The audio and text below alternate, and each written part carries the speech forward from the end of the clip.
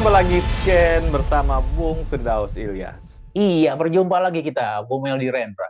Peran-peran wakil presiden ya sejak zaman kemerdekaan pertama punya peran signifikan, Bung Firdaus ya. Muhammad Atta punya peran dalam merumuskan banyak hal ya, termasuk merumuskan bagaimana terlalu ya warna konstitusi kita ada warna kerakyatan atau sosialis itu dirumuskan oleh Bung Hatta di awal. Kemudian politik luar negeri bebas aktif juga dirumuskan oleh Bung Hatta, juga masalah partai-partai politik ya di awal-awal kemerdekaan dirumuskan oleh Bung Hatta. Kemudian di episode berikutnya ketika Pak Harto juga, kita punya wakil presiden yang orang-orang cukup kuat ya di bidangnya. Ada Malik ya, kemudian juga ada Sultan Hamengkubuwono, dan seterusnya adalah orang-orang yang punya kapasitas yang mumpuni dan punya peran ya. Walaupun dalam peran keputusan dia tidak punya peran, tapi dalam berkontribusi dalam ide-ide yang nasionalistik,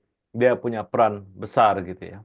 Nah, ketika episode berikutnya Gibran, Bung Firdaus, ini episode yang saya kira kita perlu amati dengan seksama, apa kontribusi-kontribusi yang tidak decisif ya, kontribusi yang supporting misalnya, sebagai wakil presiden. Nah, ini yang perlu kita lihat secara seksama. Ini ada kontras dengan episode-episode sebelumnya yang lebih substansial, dan pada episode sekarang Gibran adalah episode-episode yang lebih bentuk-bentuk pencitraan, Bung Firdaus. Iya, Bu Meldi, menarik ya kita lihat di dalam 100 hari atau paling tidak dalam bulan-bulan pertama pemerintahan Prabowo Gibran, begitu ya. Gimana setelah terbentuknya kabinet, kemudian banyak nomenklatur baru, banyak dari misi atau mandat kerja-kerja atau program populis Prabowo yang harus dikejar atau diwujudkan, begitu ya. Kemudian tidak lama dari itu, Presiden Prabowo langsung ke luar negeri melaksanakan turnya, bagian dari perkenalan, bagian dari diplomasi politik nasional Indonesia, dan tanggung jawab pemerintahan itu diserahkan kepada wakilnya, Gibran Rakabuming Raka. Gitu. Dan kalau kita lihat ketika Gibran menjadi caretaker atau pelaksana tugas harian pemerintahan dalam hal ini sebagai representasi dari Presiden Republik Indonesia, kita melihat kira-kira apa inovasi-inovasi atau kerja-kerja yang dilakukan oleh Gibran di dalam menjalankan tugas pemerintahan. Sebenarnya seperti yang Bu Mel dikatakan tadi, Gibran lebih banyak melakukan proyek-proyek peninjauan, kemudian belusukan tanda kutip begitu ya, yang notabene kalau kita lihat dari sisi urgensinya atau kebutuhan itu tidak jelas seperti apa begitu.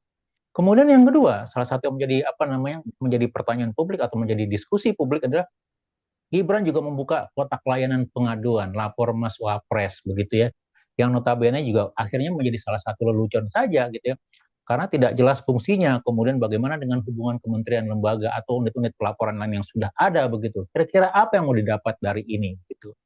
Nah, seperti yang Bu Mel dikatakan tadi begitu ya, ketika di dalam pemilihan ada kita memilih presiden dan wakil presiden, sebenarnya kita melihat tidak hanya figur seorang presiden, tapi juga wakil presidennya.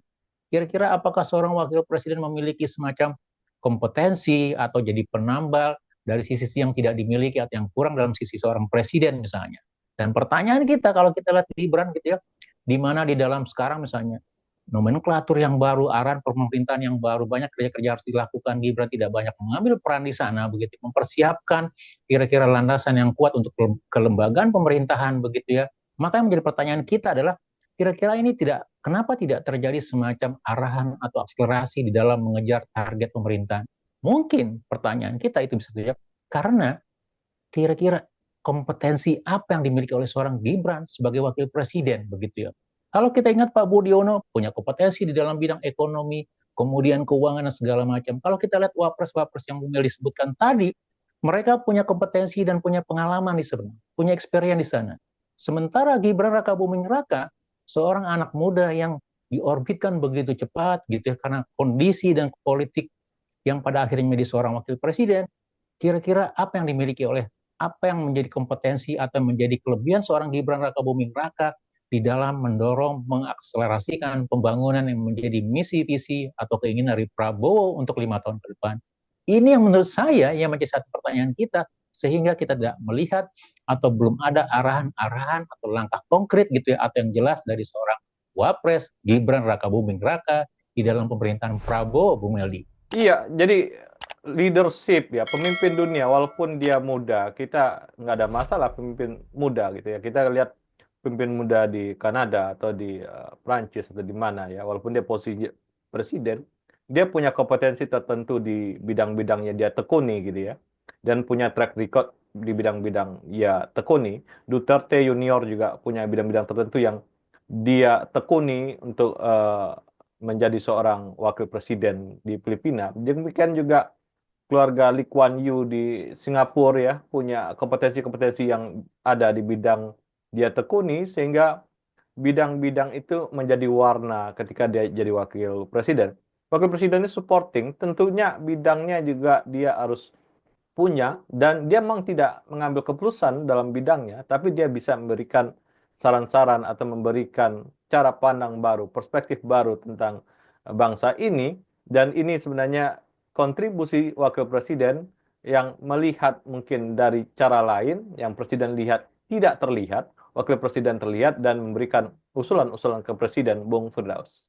Iya, betul. Jadi bicara kompetensi, kemampuan untuk merajut hal yang menjadi apa namanya program utama begitu ya dengan menambalnya, kemudian mengakselerasinya dengan apa ya, dengan sesuai dengan kewenangannya begitu. Dan ini yang memang menjadi salah satu menjadi cap ya atau tanda kutip pertanyaan publik kira-kira apakah mampu dijalankan oleh Gibran atau tidak begitu ya.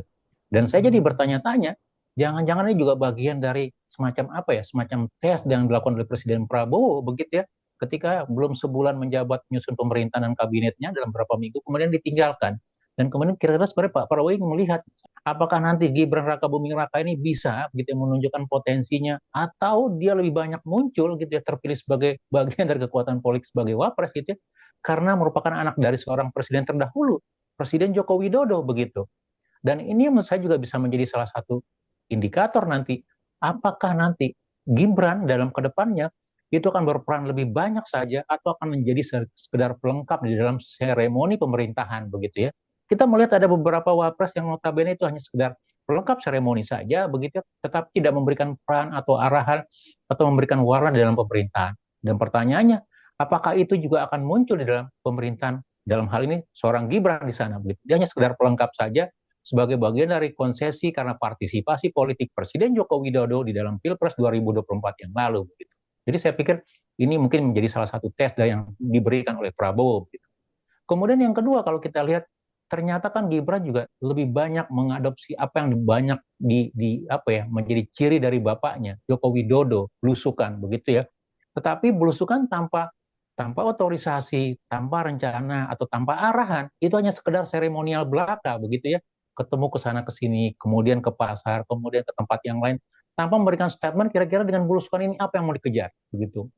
Apakah dia sebagai bagian dari semacam apa ya bagian untuk sekedar inspeksi saja melihat bahwa pemerintah hadir memeriksa begitu, tapi tanpa arahan, tanpa komitmen untuk kira-kira akan kemana dari semua aktivitas ini dijalankan gitu. Jadi bisa jadi memang kalau kita lihat begitu ya, kalau Gibran Raka Buming Raka tidak melakukan semacam akselerasi, belajar, kemudian meninggalkan begitu artinya tidak terpaku dengan pola-pola gaya pendekatan Jokowi yang notabene ya Jokowi ketika melakukan belusukan dia bisa melakukan eksekusi, dia bisa melakukan statement perintah misalnya. Karena apa? Karena dia sebagai wali kota atau gubernur atau sebagai presiden. Tetapi Gibran tanpa memiliki leadership di sana, tidak memiliki semacam pengarahan atau komitmen politik begitu ya. Plus misalnya dari sisi kebijakan, etika dan norma, Gibran tidak cukup matang di sana begitu. Sehingga memang nampaknya Gibran hanya sekedar pelengkap ya. Sementara kalau kita lihat sampai saat ini hanya sekedar pelengkap bagian dari konsesi politik karena bapaknya punya saham besar di dalam Pilpres 2024 yang lalu. Ada paradoks sebenarnya belusukan ini, Bung Firdaus ya. Juga di zaman-zaman dulu Bung Karno menggelora, memberikan motivasi semangat yang tinggi. Ya, dia juga belusukan dengan pidato-pidato berapi-api gitu ya. Pak Harto juga belusukan dengan berbicara dengan para petani dan segala macam ya. Orang-orang yang berkontribusi dalam pembangunan misalnya. Tapi ini paradoksnya Jokowi ya. Kita lihat dulu Jokowi. Jadi menyembunyikan inkompetensi dengan belusukan ini saya kira menggeser subjek ya. Harusnya objeknya yang berkualitas, produk dari pembangunannya yang berkualitas, bukan orangnya. Tapi model Jokowi yang pertama belusukan ini adalah dia menunjukkan dirinya gitu ya sebagai produk politik. Dan ini yang dipakai juga oleh Gibran bahwa dirinya sebagai produk politik bukan hasil kerja keras atau objek yang dia bangun yang menjadi produk politik. Ini sebenarnya manipulasi politik yang harus kita hindari, Bung Firdaus. Iya, betul. Jadi yang menjadi mungkin kesalahan persepsi Gibran adalah ketika menjadi seorang wapres itu sama seperti menjadi wali kota Solo, Bung Meldi. Di mana kota Solo yang kecil, yang notabene lebih heterogen, gitu ya, di mana kultur kekuatan Jokowi begitu terpengaruh di sana, begitu ya. Tetapi ketika menjadi seorang wapres, yang dihadapi adalah 38 provinsi, banyak sekali keberagaman, perbedaan, permintaan dan segala macam, begitu ya. Butuh arahan-arahan, butuh kebijakan, begitu ya. Tetapi Gibran hanya bermodalkan pendekatan atau alat kamuflase tanda kutip begitu ya, pendekatan seorang Joko Widodo di sana. Dan ini yang menurut saya menjadi satu satu apa ya, bukan blunder tanda kutip ya, tapi satu bukti bahwa memang Gibran belum siap untuk posisi yang lebih tinggi. Walaupun sekali lagi dengan tanda tanya begitu ya, apakah memang dia siap untuk menjadi seorang wapres begitu. Dan saya pikir ini juga yang nampaknya disadari oleh Pak Joko Widodo gitu ya. Kenapa ketika baru selesai menjadi wapres, pulang ke Solo, kemudian kembali lagi dalam kancah politik nasional gitu ya. Bahwa akankah nanti misalnya Gibran bisa menjadi ujung tombak dalam menjaga representasi politik terah politiknya Jokowi begitu. Karena kalau Gibran gagal kemudian tidak menunjukkan performa yang baik begitu ya, maka bisa jadi dia hanya sekedar numpang lewat saja dalam 5 tahun tetapi tidak mewariskan apa-apa begitu. Dan nampaknya ini yang menjadi salah satu kekhawatiran dari ya tadi kalau kita bicara politik dinasti membangun apa namanya keberlanjutan ala Presiden Jokowi begitu.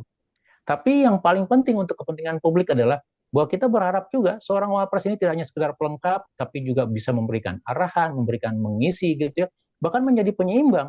Seorang wapres tidak harus selalu manut dengan wapres, tapi juga bisa memberikan pertimbangan-pertimbangannya. Kalau itu memang berbeda, kalau itu butuh kritikan gitu ya, wapres berperan di sana begitu. Apakah itu bisa dijalankan oleh seorang Gibran Raka Buming Raka? Nampaknya belum. Gibran akan mungkin pelan-pelan akan kehilangan gitu ya, artinya pamor dari bapaknya. Dan pertanyaannya, Gibran harus berjalan sendiri, menunjukkan apakah dia layak sebagai wapres atau memang karbitan gitu dalam konteks kepemimpinan nasional begitu ya. Dan saya pikir biarlah waktu atau waktu yang akan melihat apakah itu akan terus berjalan gitu ya, menunjukkan komitmen atau apa namanya prestasinya atau malah akan semakin tenggelam dan bagian dari catatan dalam demokrasi kita, Bu. Terima kasih, Bung Firdaus. Iya, sama-sama Bung Merdi. Terima kasih banyak. Salam Indonesia bersih. Salam Indonesia bersih.